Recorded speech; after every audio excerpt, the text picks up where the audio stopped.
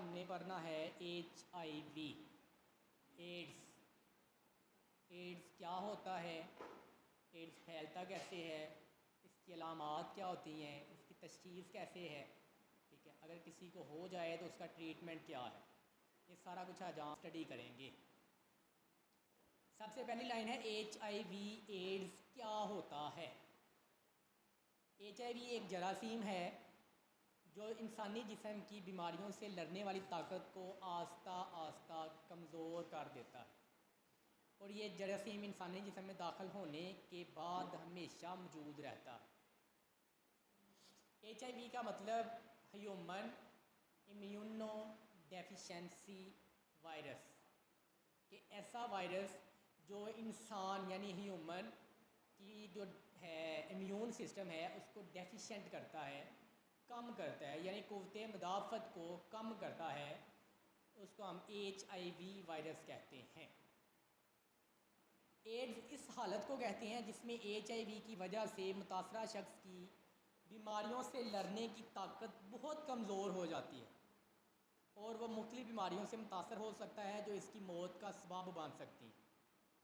क्या पाकिस्तान को एड्स से ख़तरा है, ये सवाल उसने पूछा है कि क्या पाकिस्तान को एड्स से ख़तरा है। तो इसके जवाब में वो लिख रहा है दीगर मुल्कों की तरह पाकिस्तान भी एड्स से मुतासर शुदा है या मुतासर हो चुका है।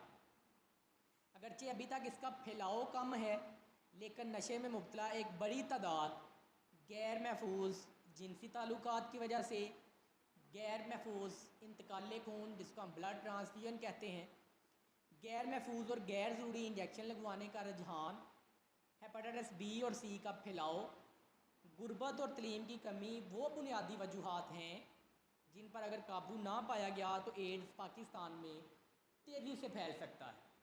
अब यहाँ पे उसने 5-6 जो मेंशन किए हैं उसमें सबसे पहले उसने बताया है नशे में मुब्तला एक बड़ी तादाद।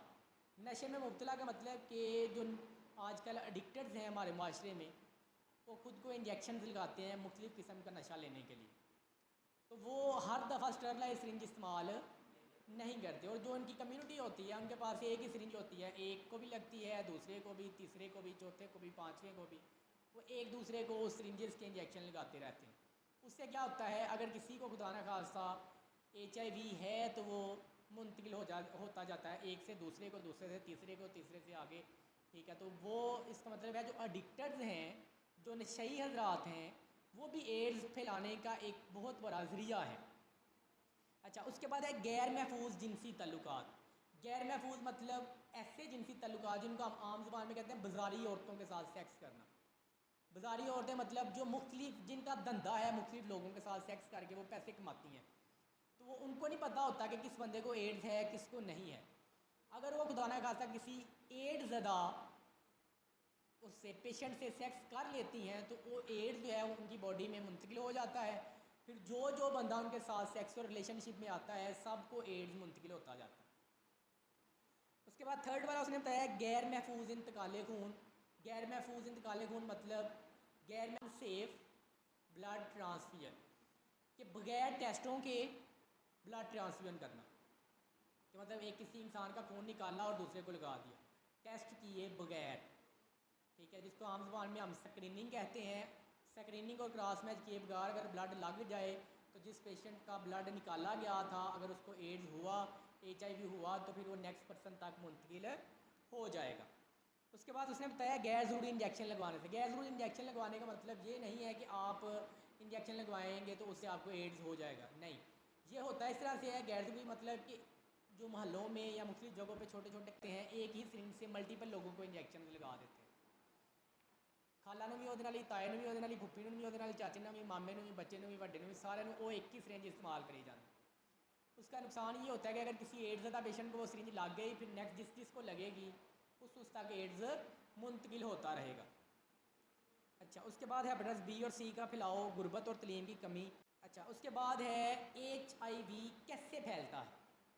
जिस तरह उसने ऊपर वजूहात बताई हैं एडिक्शंस की और अनसेफ सेक्स की, उसके अलावा अनसेफ ब्लड ट्रांसफ्यूजन वगैरह, ये सारे फैलाव का सबब बनते हैं। यही डिटेल हम इसमें भी पढ़ेंगे। वो कह रहा है ये जरासीम इंसानी खून, मर्द और औरत की जिनसी रतूबतों मुतासरा माँ के दूध में बहुत ज़्यादा मिकदार में पाया जाता है और गैर महफूज रवैयों और सरगर्मियों की वजह से एक शख्स से दूसरे शख्स में बासानी मुंतकिल हो सकता है। मसलन गैर महफूज जिनसी ताल्लुकात के ज़रिए कि मुतासरा मर्द से औरत को, मुतासरा औरत से मर्द को, मर्द से मर्द को, मर्द से हिजरे के दरमियान किसी भी किस्म के गैर महफूज यानी बगैर कंडम के जिनसी ताल्लुकात से ये जरासीम मुंतकिल हो सकता है। अच्छा, सेकंड है खून और खून के अज्जा के ज़रिए यानी ब्लड ट्रांसफ्यूजन के ज़रिए। अगर HIV से मुतासरा शख्स का खून या खून के अज्जा किसी दूसरे सेहतमंद शख्स को लगा दिए जाएँ तो वो शख्स भी HIV से फौरी तौर पर मुतासर हो जाता है। उसके बाद है इस्तेमाल शुदा सुइयों, औजार और आलात के ज़रिए। ये जरासीम इस्तेमाल शुदा सुइयों या टीकों के ज़रिए किसी भी शख्स के खून में बासानी दाखिल हो सकता है। यही वजह है कि इंजेक्शन के ज़रिए नशा करने वाले लोगों में एक ही सिरिंज और सुई का इस्तेमाल HIV को तेज़ी से फैलाने में मदद देता है। बाल काटने, शेव बनाने, नाक कान छेदने, जिस्म पर नक्शोनगार बनाने वाले, एक्ोपंचर, दांतों के इलाज, ऑपरेशन, बच्चों की अनोल नाली काटने या खतने के इस्तेमाल होने वाले आलात और औजार का अगर इस्तेमाल के बाद सही तरीके से स्टरलाइज ना किया जाए तो ये HIV को दूसरों तक बासानी मुंतकिल कर देते हैं। उसके बाद है मुतासरा हामला औरत से यानी माँ के ज़रिए बच्चे में मुंतकिल हो सकता है। HIV से मुतासरा माँ से ये जरासीम बच्चे में दौरान हमल, ज़चगी के दौरान या दूध पिलाते वक्त मुंतकिल हो सकता है। अब आगे उसने बताया HIV कैसे नहीं फैलता। पहले उसने बताया कि ये फैलता किस तरह से है, अब वो बताएगा कि कैसे नहीं फैलता। ये जरासीम हवा, पानी, मिट्टी या खुराक में ज़िंदा नहीं रहता और HIV एड्स से मुतासरा शख्स के साथ रोज़ाना के काम काज से ये जरासीम दूसरों तक मुंतकिल नहीं होता। ये जब भी मुंतकिल होगा या तो जिनसी रतूबात के ज़रिए जिसको हम सेक्सुअल सेक्रेशन कहते हैं या फिर ब्लड के ज़रिए। ये दो ही इसके ज़राए हैं फैलाव के। इसके अलावा जितने भी तरीके हैं वो इसके फैलाव का सबब नहीं बनते। अब उसने कहा हाथ मिलाने से या गले मिलने से ये नहीं फैलता, साथ सफ़र करने या साथ काम करने से नहीं फैलता, इनका इस्तेमाल किया जाने वाला टेलीफोन, कंप्यूटर, मेज़, कुर्सी, मोबाइल वगैरह इस्तेमाल करने से नहीं फैलता, इनके कपड़े इस्तेमाल करने से भी नहीं फैलता, खाने पीने या एक ही बर्तन इस्तेमाल करने से भी नहीं फैलता, एक ही प्याली में चाय पीने या गिलास में पानी पीने से भी नहीं फैलता, तालाब, नहर या स्विमिंग पूल में नहाने से भी नहीं फैलता, एक ही लैट्रिन बाथरूम इस्तेमाल करने से, इनके पसीने या आंसुओं से, खांसने या छींकने से और इनकी तीमारदारी करने से HIV मुंतकिल नहीं होता। अब बता रहा है कि जो HIV के मुतासरा अफराद होते हैं, जो एड्स के पेशेंट होते हैं, वो कैसे नज़र आते हैं जी? तीमारदारी करना, इजादत करना, पता लेन जाना। HIV से मुतासरा अफराद ये जाने बगैर कि वो जरासीम से मुतासर हैं देखने में बिल्कुल तंदुरुस्त नज़र आते हैं और लाइल्मी में गैर महफूज जिनसी ताल्लुक़ से ये जरासीम दूसरों तक मुंतकिल कर सकते हैं। ऐसे अफराद 5 से 10 साल या इससे ज़्यादा अरसे तक सेहतमंद रह सकते हैं, लेकिन आखिरकार जिस्म की बीमारियों से लड़ने की ताकत कमज़ोर हो जाने की वजह से बहुत सी बीमारियां जो हैं वो आपकी बॉडी को मुतासर करती हैं। अब इसमें आगे है एड्स की इलामात क्या क्या होती हैं, signs and symptoms of AIDS की अलामात दरअसल इन बीमारियों की अलामात हैं जो HIV से मुतासरा शख्स पर असरअंदाज होती हैं। आमतौर पर पाई जाने वाली अलामात ये हैं जिसमें सबसे पहले बार बार बुखार का होना या मुश्किल बुखार का रहना, TB, नमोनिया, बार बार दस्त या मुश्किल दस्त का होना जिसको हम डायरिया कहते हैं, असहाल कहते हैं, जल्द की बीमारियां होना, फोरे वगैरह निकलना, ठीक है, जल्द का स्वेल रहना, जलन रहना, रेड रहना, वज़न का तेज़ी से कम होना जिसमें गिल्टियाँ बनना और दूध की सोजश हो जाना, मुंह में सफ़ेद धब्बों का होना, मुख्तलिफ़ किस्म के कैंसर्स का ज़ाहर होना। ये अलामात आमतौर पर दूसरी बीमारियों में भी हो सकती हैं, लेकिन सिर्फ इन अलामात के होने से ये नहीं समझ लेना चाहिए कि किसी को एड्स हो गया है। याद रखें, एड्स के तमाम मरीज़ों में एक जैसी अलामात नहीं होती।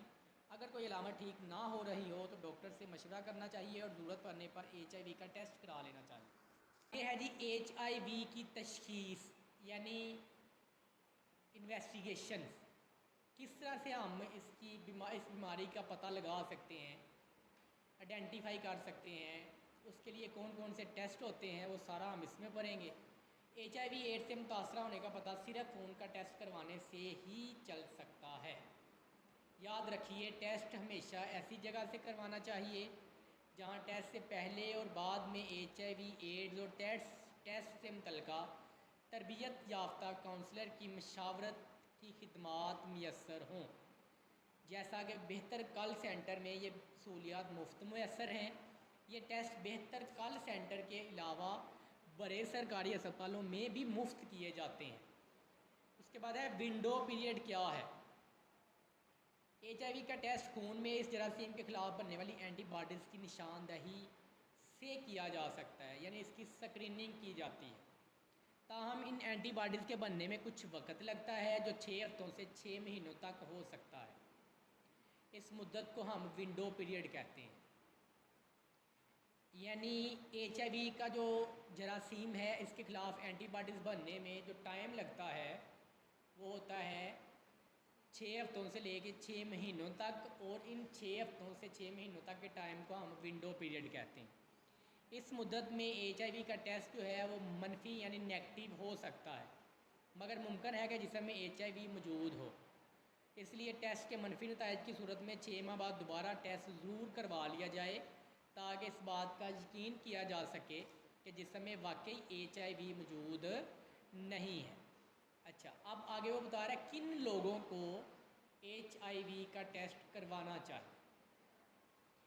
ऐसे लोग जो एक ही सिरिंज के ज़रिए या सुई के ज़रिए नशा करते हैं, या ऐसे लोग जो जिनसी कारोबार से वाबस्ता हैं, मर्द ख़वातीन और इनके गाहक। ठीक है, मसलन जिनको आम ज़बान में हम रंडियाँ कहते हैं, ठीक है, उनको, और जो उनके गाहक होते हैं जो वहाँ पे सेक्स करने के लिए जाते हैं, उनको भी अपना टेस्ट करवा लेना चाहिए कि कहीं हमें कोई HIV वगैरह हो तो नहीं गया। उसके बाद है एक से ज़्यादा जिनसी साथी रखने वालों से, मतलब जो मल्टीपल तरह के लोग, मतलब इसमें एक से ज़्यादा के हम उन्हीं को ले लेते हैं, रंडियाँ वगैरह या इस तरह के जो लोग होते हैं, ठीक है, उनको हम कहते हैं जी उनका HIV होना लाजमी है, क्योंकि मुख्तलिफ़ तरह के लोग उनके साथ मुख्तलिफ़ तरह के रिलेशन बनाते हैं। उसके बाद है जिनसी बीमारियों से मुतासरा अफराद को HIV करवाना चाहिए। उसके अलावा ये लोग भी HIV एड्स के ख़तरे की ज़द में होते हैं जो लोग किसी जिनसी साथी सुई से नशा करते हैं।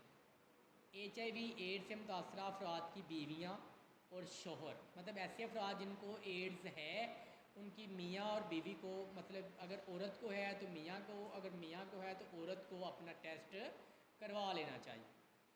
HIV एड्स से मुतासरा अफराद की बीवियाँ और शोहर जिन्हें किसी भी वजह से कभी खून चढ़ा हो, या खून चढ़ा हो का मतलब ये है कि खून लगा हो, ठीक है, मतलब ब्लड ट्रांसफ्यूजन हुई हो, जिन्हें वक्तन फ़वक्तन खून चढ़ाने की ज़रूरत हो, जैसा कि थैलेसीमिया के पेशेंट वगैरह, वो बच्चे जो HIV एड्स से मुतासरा माओं से पैदा होते हैं उनको करवाना चाहिए। तिब्बी कारकुन खुसूसन जिन्हें इस्तेमाल शुदा सुइयाँ चुभ गई हों, उनको भी HIV का अपना टेस्ट करवाना चाहिए। अच्छा, उसके बाद है HIV या एड्स से बचा किस तरह से जा सकता है। उसमें वो बता रहा है महफूज जिनसी ताल्लुकात के तरीके इस्तेमाल करने से, सिर्फ जीवन साथी या एक ही जिनसी साथी तक महदूद रहें। एक से ज़्यादा जिनसी साथी साथ रखने की सूरत में किसी भी किस्म के जिनसी ताल्लुक़ के लिए हमेशा कंडम का दुरुस्त और मुसलसल इस्तेमाल करें। अगर जिनसी साथी में कोई एक HIV या किसी जिनसी बीमारी से मुतासरा है तो कंडम के दुरुस्त और मुस्तकिल इस्तेमाल को यकीनी बनाएं। गैर महफूज जिनसी ताल्लुकात से मुकम्मल तौर पर बचिए। आगे वो बता रहे हैं महफूज इंतकाल खून के ज़रिए, यानी सेफ ब्लड ट्रांसफ्यूजन के ज़रिए भी हम HIV से बच सकते हैं। अशद ज़रूरत हो तो सिर्फ मुस्तनद ब्लड बैंक से टेस्ट शुदा खून या खून के अज्जा इस्तेमाल करें। खून के अतिया के लिए पेशावर खून फरोश की बजाय गाड़ियाँ ख़ानदान के सेहतमंद अफराद को तरजीह दें। ताहम हर किस्म के अतिये खून की पहले मुस्तनिद लेबार्ट्री से टेस्ट करवाएँ, जरासीम से पाक सुइयों और औजार के इस्तेमाल से। जहाँ तक मुमकिन हो गैर ज़रूरी टीकों से बचें, और अशद ज़रूरत हो तो सिर्फ नई गैर इस्तेमाल शुदा, जिसको हम डिस्पोजेबल या स्टरलाइज सिरिंज कहते हैं, वो इस्तेमाल करें। उसके बाद है सेहत के कारकुन इस्तेमाल शुदा सुइयों के चुभ जाने से बचें। बाल कटवाने, शेव बनाने, नाक कान छिदवाने, जिस्म पर नक्शो नगार बनाने, आंखों पंचर करवाने। आंखों पंचर एक टेस्ट होता है, टेस्ट नहीं एक इलाज होता है जो सुइयाँ लगा के किया जाता है। मुख्तलिफ़ किस्म की सुइयाँ बॉडी के मुख्तलिफ़ पार्ट्स में लगाई जाती हैं, यानी चुभोई जाती हैं। उसके बाद उन पे कोई करंट वगैरह का चक्कर होता है, वो छोड़ के लगा के उसको हम कहते हैं आक्यूपंक्चर तरीका का। फालज वाले पेशेंट को भी आलमोस्ट किया जाता है। उसके अलावा दांतों का इलाज, क्योंकि दांत मुंह के अंदर होते हैं इसलिए वहाँ पे जितने भी औजार इस्तेमाल होने चाहिए वो स्टरलाइज होने चाहिए। उसके अलावा ऑपरेशन, बच्चों के अनोल नाल काटने या ख़तने के लिए हमेशा नए गैर इस्तेमाल शुदा और जरासीम से पाक सुइयाँ और अलातो औजार इस्तेमाल करने चाहिए। माँ से बच्चे में मुंतकली से बचाओ, HIV से मुतासरा औरतें एहतियाती तदाबीर के ज़रिए हामला ना हों। मुतासरा हमला औरतों को मशावरत और टेस्ट की सहूलियात की फराहमी को यकीनी बनाएँ। मुतासरा हमला औरतों को एंटी रिट्रोवायरल दवाओं की फराहमी को यकीनी बनाएँ, यानी ARV, एंटी रिट्रो। ARV दो तरह से हम यूज़ करते हैं। ARV को हम एंटी रेबीज़ वैक्सीन भी कहते हैं, ARV को हम एंटी रिट्रो वैक्सीन भी, एंटी रिट्रो वायरल मेडिसिन जो है वो भी हम इस्तेमाल करवाते हैं। ज़चगी के दौरान ऐसे इंतज़ाम किए जाएँ जिससे जरासीम की मुंतकली के इम्कानात कम से कम हों। मुतासरा माँ बच्चे को अपना दूध पिलाने से परहेज़ करे और मुतबादल दूध पिलाने का इंतज़ाम करे, यानी बॉटल फीड करवाए, मदर फीड ना करवाए। उसके बाद है HIV का इलाज क्या है। अभी तक HIV एड्स से बचाव के लिए कोई हिफाजती टीका, वैक्सीन तैयार नहीं हुआ और ना ही ऐसी दवाएं दरियाफ्त हुई हैं जो जरासीम को मुकम्मल तौर पर ख़त्म कर सकें। एंटी रिट्रोवायरल यानी ARV वो दवाएं हैं जो जरासीम को बिल्कुल ख़त्म तो नहीं करती मगर इनकी दाद को बहुत कम कर देती हैं, जिसकी वजह से जिस्म की क़ुव्वत मुदाफ़त में इजाफ़ा हो जाता है।